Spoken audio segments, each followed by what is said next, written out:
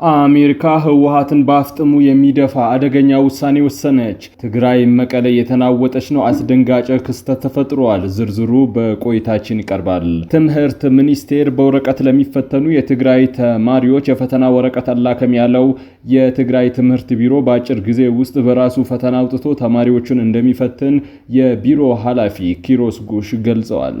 ኤርትራ ከተባበሩት መንግስታት ድርጅት ተፋጣለች። አዲስ መረጃ ከአስመራ ተሰምቷል። ተጨማሪው በቆይታችን ይቀርባል። በቴህራን ለጠቅላይ መሪው አያቶላ አሊ ኻሚኒ የቀብር ሽኝት ታላቅ ህዝባዊ መርሃ ግብር ተጀምሯል። ውድ ቤተሰቦቻችን በሰዓቱ ቆይታችን እነዚህንና ሌሎችንም ሀገር አቀፍ ቀጠናዊና ዓለም አቀፍ መረጃዎችን በዝርዝር ወደ እናንተ እናቀርባለን። ለቤቱ አዲስ የሆናችሁ ሰብስክራይብ በማድረግ የደወል ምልክቷን በማብራት የቤቱ አባል ትሆኑ ዘንድ በታላቅ ትህትና እንጋብዛለን። በቅድሚያም የዕለቱን የቢዝነስ ዘገባዎች አስቀድመን ወደ ዝርዝር ዘገባዎቹ እናልፋለን። ዛሬ በኢትዮጵያ ንግድ ባንክ አንድ የአሜሪካን ዶላር 157 ብር ከ8 ሳንቲም ተገዝቶ 160 ብር ከ9 ሳንቲም እየተሸጠ ነው። ፓውንድ ስተርሊንግ 206 ብር ከ8 ሳንቲም እየተገዛ 210 ብር ከ9 ሳንቲም ይሸጣል። የአውሮፓ ዩሮ 180 ብር ከ6 ሳንቲም ተገዝቶ 184 ብር ከ2 ሳንቲም የሚሸጥ ሲሆን የስዊስ ፍራንክ 192 ብር ከ7 ሳንቲም ተገዝቶ 196 ብር ከ6 ሳንቲም በዛሬ ዕለት የመሸጫ ዋጋ ነው። የኩዌት ዲናር 503 ብር ከ1 ሳንቲም የተገዛ 513 ብር ከ7 ሳንቲም ይሸጣል። የቻይና ዩዋን 22 ብር ከ8 ሳንቲም የተገዛ 23 ብር ከ3 ሳንቲም የሚሸጥ ሲሆን የተባበሩት አረብ ኤምሬቶች ድርሃም 42 ብር ከ9 ሳንቲም ተገዝቶ 43 ብር ከ8 ሳንቲም ይሸጣል። አንድ የሳውዲ ሪያል 42 ብር ተገዝቶ 42 ብር ከ8 ሳንቲም በዛሬው ዕለት እየተመነዘረ ይገኛል። ትምህርት ሚኒስቴር በወረቀት ለሚፈተኑ የትግራይ ተማሪዎች የፈተና ወረቀት አላከም ያለው የትግራይ ክልል ትምህርት ቢሮ በአጭር ጊዜ ውስጥ በራሱ ፈተና አውጥቶ ተማሪዎችን እንደሚፈትን የቢሮ ኃላፊ ዶክተር ኪሮስ ጉሽ ገለጹ። ኃላፊው ሰኔ 29 ቀን ዩኒቨርሲቲ ገብተው ከሐምሌ 1 ቀን ጀምሮ በወረቀት ለሚፈተኑ የነበሩ 15349 ተማሪዎች በትምህርት ሚኒስቴር ምክንያት ፈተናው ስላልቀረበ ወደ ዩኒቨርሲቲ እንዳይጓዙ ተነግሯቸዋልም ብለዋል። ፈተናው በአውሮፕላን የሚመጣና በፌደራል ፖሊስ የሚጠበቅ በመሆኑ ወደ ትግራይ ክልል እንዳይላክ የሚደረግበት ምንም አይነት ምክንያት የለም ያሉት ኃላፊው ሚኒስትሩ ውሳኔው ፖለቲካዊ ውሳኔ ነው ሲሉ ገልጸውታል። የክልሉ ካቢኔ ፈተና ወረቀቱን በወቅቱ እንዲላክ ለፌደራሉ መንግስት ደብዳቤ አስተላልፏል። እስካሁን አዎንታዊ ምላሽ አላገኘም ብለዋል። በዚህም የትምህርት ቢሮ ራሱ ፈተና አዘጋጅቶ ላልተፈተኑ ተማሪዎች ፈተናውን በአጭር ጊዜ ውስጥ እንደሚሰጥ አመላክተዋል።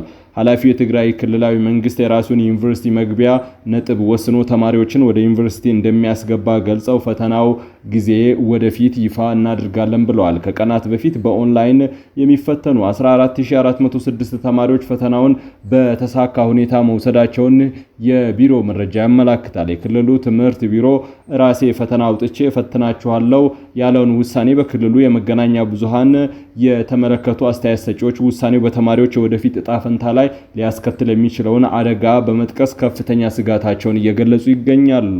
ክልሉ ራሱ ፈተና አውጥቶ ቢፈትን እንኳን በፌደራል በጀት የሚተዳደሩ ዩኒቨርሲቲዎች ተማሪዎችን በአግባቡ ሊቀበላቸው ይችላሉ ወይ የሚል ጥያቄ ማስነስተዋል። እንዲህ ያለውን ትልቅ ፈተና ክልሉ ራሱን ችሎ ለማስፈጸም መሞከሩ ተማሪዎችን ይበልጥ ህልውናቸውን ማደናቀፍ መሆኑን በተማሪዎቹ ህይወት ላይ ጫና እንደሚፈጥር ነው የተገለጸው። በርካቶች ውሳኔው ሊያመጣ የሚችለውን መዘዝ በመስጋት እንዲህ አይነቱ ፖለቲካዊ ፍጥጫ ጨዋታ ይልቅ የክልሉ ትምህርት ቢሮ ከትምህርት ሚኒስቴር ጋር በጠረጴዛ ዙሪያ ተወያይቶ ተማሪዎቹ የሚፈተኑበትን ህጋዊና አስተማማኝ መንገድ እንዲፈልጉ አሳስበዋል። አዲስ አበባ 543 ትምህርት ቤቶች የስድስተኛ ክፍል ተማሪዎችን ሙሉ በሙሉ ማሳለፍ ችለዋል ሲል የአዲስ አበባ ትምህርት ቢሮ አስታወቀ። በከተማው የስድስተኛ ክፍል ከተማ አቀፍ ፈተና ካስፈተኑ 667 ትምህርት ቤቶች መካከል 543 ትምህርት ቤቶች ሙሉ በሙሉ ተማሪዎቻቸውን ማሳለፍ መቻላቸውን የአዲስ አበባ ከተማ አስተዳደር ትምህርት ቢሮ አስታውቋል። ቢሮው የ2018 ትምህርት ዘመን የስድስተኛ ክፍል መልቀቂያ ፈተና ማለፊያ ውጤት 50 በመቶ እንዲሆን ወስኗል። የትምህርት ቢሮ ኃላፊ ዘላለም ሙላቴ በሰጡት መግለጫ ፈተናውን ከወሰዱት መካከል ከ97 በመቶ በላይ የሚሆኑት ወደ ቀጣይ ክፍል ተዘዋውረዋል። 543 ትምህርት ቤቶች የስድስተኛ ክፍል ፈተናን ሙሉ በሙሉ ማሳለፍም ችለዋል። የማለፊያ ነጥብ ለመደበኛ ተማሪዎች 50 በመቶ እንዲሁም 45 በመቶ ለአካል ጉዳተኛ ተማሪዎች መሆኑ ተነግሯል። በመንግስትና በግል ትምህርት ቤቶች እንዲሁም በቀንና በማታ መርሃ ግብር ትምህርታቸውን ሲከታተሉ የነበሩ ከ85,000 በላይ ተማሪዎች ፈተናውን መውሰዳቸውን ገልጸው ዘንድሮ ፈተናው ሁለት ተማሪዎች 98 አማካኝ ውጤት ማስመዝገባቸውን ጠቁመዋል። 459 ተማሪዎች ከ95 እና ከዛ በላይ አማካኝ ማስመዝገባቸውን ጠቅሰው 5559 የሚሆኑት ከ90 በላይ አማካይ ውጤት እንዳስመዘገቡ ተናግረዋል። አጠቃላይ ውጤቱ ከባለፈው ዓመት ጋር ሲነጻጸር በ2.4 በመቶ እድገት ማሳየቱን ገልጸዋል። ከዛሬ ጀምሮ ተማሪዎች ውጤታቸውን በኦንላይን መመልከት የሚችሉ መሆኑንም ኃላፊው ተናግረዋል። ዓለም አቀፉ የሰብአዊ መብት ተሟጋች ድርጅት ሂዩማን ራይትስ ዎች በትግራይ ክልል የሚገኙ ባለስልጣናት በሲቪሉ ሕዝብ ላይ ያካሄዱት ያለውን አስገዳጅ ወታደራዊ ምልመላ ዘመቻ አጥብቆ እንደሚኮንን አስታወቀም። ድርጅቱ ዛሬ ይፋ ባደረገው መግለጫ ከሚያዚያ 2026 ጀምሮ የክልሉ ታጣቂ ኃይሎች የአካባቢ አመራሮች የቀድሞ ተዋጊዎችን፣ ጎልማሶችንና እድሜያቸው ከ15 ዓመት በታች የሆኑ ህፃናትን ሳይቀር በኃይል በማገትና በማስገደድ ወታደራዊ ማሰልጠኛ ካምፕ እያጓጓዙ መሆኑን ገልጿል። ይህም በአካባቢው ባለስልጣናትና በትግራይ ኃይሎች የተፈጸመ ነው የተባለውን የተቀናጀ የኃይል ምልመላ በመላው ክልል በሚገኙ ነዋሪዎች ዘንድ ከፍተኛ የሆነ የፍርሃት ድባብ መፍጠሩን ድርጅቱ በሪፖርቱ በጥልቀት አመላክቷል። ድርጅቱ ያሰባሰባቸው የአይን እማኞች፣ የተጎጂ ቤተሰቦችና ከምልመላው ያመለጡ ሰዎች የምስክርነት ቃልን ዋቢ በማድረግ እንደገለጸው አስገዳጅ የምልመላ ዘመቻው ተጠናክሮ ቀጥሏል። በክልሉ በሚገኙ ከተሞች፣ ገጠራማ አካባቢዎች የታጠቁ ኃይሎች በጎዳናዎች፣ በስራ ቦታዎች፣ በመኖሪያ ቤቶች፣ በገበያ ቦታዎችና በባጃጅ ትራንስፖርት መንቀሳቀሻዎች ላይ መጠነ ሰፊም አደን በማካሄድ ላይ እንደሚገኙ ነው የዘገበው።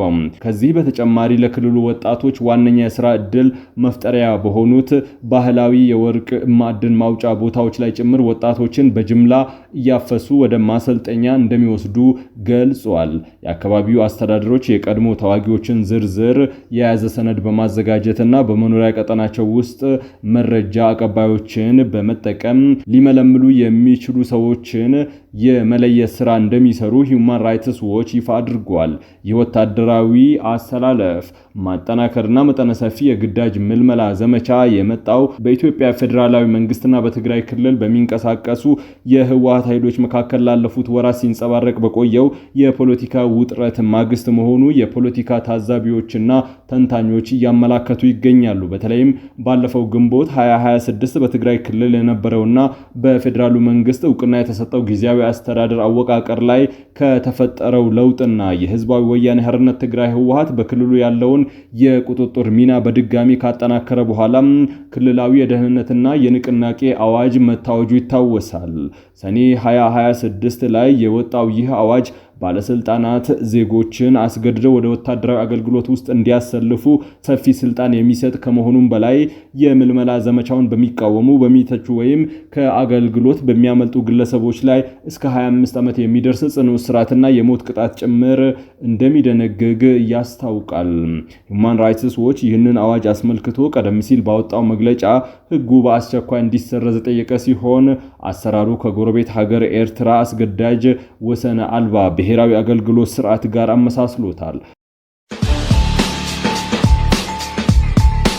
በአውቶቡስ ላይ ድንጋይ በወረወሩ እናቶች ላይ እርምጃ እንወስዳለን ሲሉ የመቀሌ ከተማ ከንቲባ ተናገሩ። በዓለም አቀፍ ህግ መሰረት የጦር ወንጀል የሆኑ የግዳጅ ውትድርና ሲፈጽም በግልጽ የታየ ቢሆንም የዚህን ህገወጥ ድርጊት አስተጓጎሉ ያላቸው ግለሰቦችን እቀጣለሁ ማለቱ የቡድኑን ለህግ ተገዢ አለመሆን አጉልቶ አሳይቷል። የመቀሌ ከንቲባ የሆኑት ኃይሌ አረጋዊ ዛሬ በወቅታዊ ጉዳዮች ላይ አጭር መግለጫ ሰጥተዋል። የመግለጫው ዋነኛ ማጠንጠኛ በቅርቡ በማህበራዊ ሚዲያ የተሰራጨው መነጋገሪያ የሆነ ቪዲዮ ነው። በዚህ ቪዲዮ በከተማዋ ቀበሌ 5 አካባቢ በግዳጅ ታፍነው ወደ ማሰልጠኛ ጣቢያ የሚወሰዱ ወጣቶችን በያዘ አውቶቡስ እናቶች በጩኸት ተቃውሞ ሲያሰሙ በድንጋይ ሲወረውሩ ይታያል። ከንቲባው በመግለጫቸው በከተማዋ ውስጥ የትግራይን አጀንዳ ለመጥለፍና ለማደናቀፍ የሚሰሩ የተደራጁ ሴራዎች አሉ ብሏል። የፖለቲካ አመለካከት ልዩነት ቢኖረንም ሁሉም የከተማዋ ነዋሪ ለትግራይ ህዝብ ጥቅም በጋራ መስራት እንዳለበት ያሳሰቡት ከንቲባው ነገር ግን አንድነቱን ለመሸርሸር የሚሰሩ አካላት እንዳሉ ጠቅሰዋል። ለዚህም ትልቁ ማሳያ ሰሞኑን በቀበሌ 5 የተደረገው ድርጊት መሆኑን ገልጸዋል። በቀበሌ 5 የተፈጠረው በማህበራዊ ሚዲያ የተሰራጨው ድርጊትን መገምገማቸውን ያስታወቁት ከንቲባው ጨምረውም የተፈጠረው ወጣቶችን የማስገደድ ያለ ማስገደድ ጉዳይ ሳይሆን የጸረ ትግል አካላትን የተቀናጀ ተግባር ነው ብለዋል። በዚህ ድርጊት ላይ የተሳተፉት ላይ ምርመራ የተደረገ መሆኑን አስታውቀውም ተጠያቂነትን የማረጋገጥ እርምጃ እንደሚወሰድ ገልጸዋል። የአሜሪካ ሴኔት በሱዳን ግጭት ተሳታፊ ናቸው ያለቻቸውን የህወሓት ታጣቂዎች ወይም ቲዲኤፍ አርሚ 7 የሚያካትት አዲስ ረቂቅ አዋጅ አቀረበ። በሱዳን እየተካሄደ ያለውን አስከፊ እርስ በርስ ጦርነት፣ የሰብአዊ መብት ጥሰት፣ የከፋ ሰብአዊ ቀውስን ተከትሎ የአሜሪካ ህግ መወሰኛ ምክር ቤት ሴኔት በግጭቱ እጃቸው አለበት ተብለው የሚጠረጠሩ አካላትን ተጠያቂ ለማድረግ ያለመ አዲስ የህግ ረቂቅ ይፋ አድርጓል። የመከላከያና የሰላም ማስከበር አዋጅ ተብሎ በተጠራው በዚህ ረቂቅ አዋጅ ላይ በሱዳን ጉዳይ ላይ ስማቸውና ሚናቸው በጥብቅ እንዲመረመር ከተወሰነባቸው መንግስታዊ ያልሆኑ ታጣቂ ቡድኖች ወይም ነን ስቴት አርምድ ግሩፕ መካከል የትግራይ መከላከያ ኃይል ቲዲኤፍ፣ የህወሓት ታጣቂ አርሚ 7 የተባሉ ስብስቦች በዝርዝሩ ተካተዋል። የአዲስ የህግ ረቂቅ የአሜሪካ የውጭ ጉዳይ ሚኒስቴር ስቴት ዲፓርትመንት ከብሔራዊ መረጃ ዳይሬክተር በቅንጅት በመስራት የተጠቀሱ ታጣቂ ቡድኖች በሱዳን ወቅታዊ ጦርነት ውስጥ ስላላቸው ቀጥተኛ ሚናም ሆነ ቀጥተኛ ያልሆኑ ተሳትፎ ጥብቅ ክትትል እንዲያደርጉ ስልጣን ይሰጣል። ይህ መመሪያ የውጭ ጉዳይ መስሪያ ቤቱ ቡድኖቹ እያደረጉት ስላለው ማንኛውም አይነት ድጋፍ፣ ስምሪት ወይም በሱዳን መሬት ላይ ስለሚያስፈጽሙት የሰብአዊ መብት ጥሰትና ወንጀሎች የሚያጠነጥን ዝርዝር መረጃ በ6 ወሩ ለኮንግረሱ ሪፖርት እንዲቀርብ በግልጽ ያዛል። ኤርትራ ከተመድ ጋር የመነጋገር ፍላጎት የለኝም አለች። የሀገሪቱ የውጭ ጉዳይ ሚኒስትር ኦስማን ሳልህ በአስመራ ውስጥ ለሚገኙ ዲፕሎማቶች በሰጡት መግለጫ ኤርትራ ከተመድ የሰብአዊ መብቶች ልዩ ሪፖርት ዙሪያም ከአጋር ሀገራት ጋር መነጋገር እንደማትፈልግ አስታውቃለች። በኤርትራ የሰብአዊ መብት ተቆጣጣሪ የሆኑ አካላት በተደጋጋሚ የሚያወጡት መግለጫን ተከትሎ ሀገራዊ ስሟ እንዲበላሽ መሳሪያ ሆኖ አገልግሏል በማለት ኦስማን ከሰዋል። የፕሬዝዳንት ኢሳያስ አስተዳደር በዓለም አቀፍ ደረጃ የከፋ የሰብአዊ መብት ጥሰት የሚፈጽም መሆኑ በተለያዩ አካላት ይገለጻል። ይህን ተከትሎ ሰሞኑን ጄኔቫ ውስጥ ዓመታዊ ጉባኤን በማካሄድ ላይ የሚገኘው የተባበሩት መንግስታት ድርጅት የሰብአዊ መብቶች ምክር ቤት የልዩ ሪፖርት የጊዜያዊ ቆይታ ለማራዘም በቀረበው ረቂቅ ውሳኔ ሐሳብ ላይ ሰሞኑን ድምጽ ይሰጣል ተብሎ ይጠበቃል። በቴህራን ለጠቅላይ መሪው አያቶላ አሊ ኻሜኒ የቀብር ሽኝት ታላቅ ህዝባዊ መርሃ ግብር ተጀመረ። ኢራን በዛሬው ዕለት በቴህራን ከተማ የጠቅላይ መሪው አያቶላ አሊ ኻሜኒ የቀብር ሽኝት በታላቅ ህዝባዊ ሰልፍ የተካሄደ መሆኑን አሶሺየትድ ፕሬስ ዘግቧል። ባለፈው የካቲት 21 ቀን 2018 አሜሪካና እስራኤል በከፈቱት ጦርነት መጀመሪያ ላይ በተሰነዘረ የአየር ጥቃት የተገደሉት የኻሜኒና የቤተሰቦቻቸው በኢራን ሰንደቅ ዓላማ የተሸፈኑ አስክሬኖች በአንድ ጭነት መኪና ላይ ተጭነዋል። ባለስልጣናቱ የጭነት መኪናውን ጎን ለጎን የኢማሙን መቃብር የሚከበውን ጌጣጌጥ አጥር እንዲመሳሰል አድርገው እንዳስዋቡት አሶሺየትድ ፕሬስ ዘግቧል። የሽኝት ስነ ስርዓት በበላይነት እየመሩት የሚገኙት እስላማዊ አብዮት ዘብ ኃላፊ ጀነራል ሐሰን ዛሄድ እንደተናገሩት አስክሬኖቹ በቴህራን ጎዳናዎች ላይ ለ12 ሰዓታት የሚቆይ ጉዞ ካደረጉ በኋላ ወደ ማህራድ ዓለም አቀፍ አውሮፕላን ማረፊያ ይወሰዳሉ።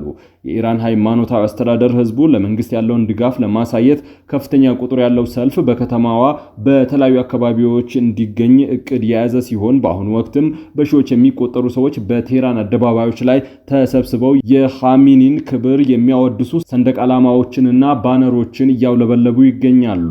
ባለስልጣናት ባለፈው ቅዳሜ የተጀመረውን እስከ መጪው ሐሙስ ድረስ የሚቆየውን ብሔራዊ ሐዘን ተከትሎ በርካታ ጎዳናዎች፣ የአየር ክልልና የዕለት ተዕለት እንቅስቃሴዎች የተዘጉ ሲሆን የ86 ዓመቱ ኻሜኒ በትውልድ ስፍራቸው ማሻድ በሚገኘው ኢማም ዛራ መቅደስ የቀብር ስነ ስርዓታቸው ይፈጸማል ተብሏል።